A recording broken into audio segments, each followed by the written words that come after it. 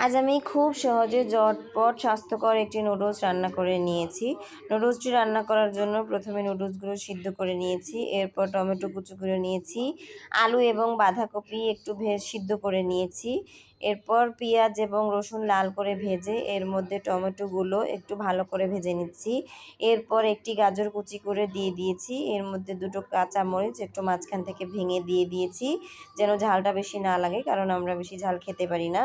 এরপর 1 চামচ লবণ দিয়ে ভালো করে নেড়েচেড়ে মিক্স করে এর মধ্যে বাঁধাকপি এবং আলুগুলো, সিদ্ধ করা আলুগুলো দিয়ে একটু ভালো করে নেড়েচেড়ে হালকা একটু ভেজে নিচ্ছি।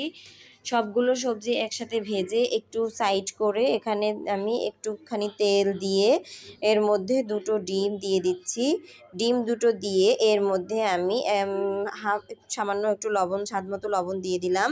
দিয়ে এই ডিম দুটো আমি আস্তে আস্তে একদম মিক্স করে স্ক্রাম্বল করে নিব ঝুরঝুরে করে। তারপরে আমি সবজির সাথে এখানে আমি সব কিছু মিক্স করে দিচ্ছি। এখানে আমি কোনো রকম সয়া সস এবং টমেটো সস, কোনো রকম টেস্টিং সস কিছুই দেইনি, কারণ আমি একদম স্বাস্থ্যকর উপায়ে নুডলসটা রান্না করছি।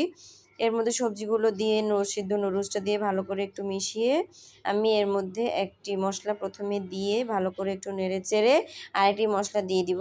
এখানে আমি দুটো নুডলসের যে চিকন চিকন রোল থাকে সেই দুটো রোল এবং একটি ম্যাগি নুডলস সিদ্ধ করে নিয়েছি, যাতে ম্যাগি নুডলসটা দিলে ম্যাগি নুডলসের মশলাটা দেওয়া যায়, তাহলে নুডলসটা স্বাদ হয়। এই তো আমার নুডলস রান্না করা হয়ে গিয়েছে।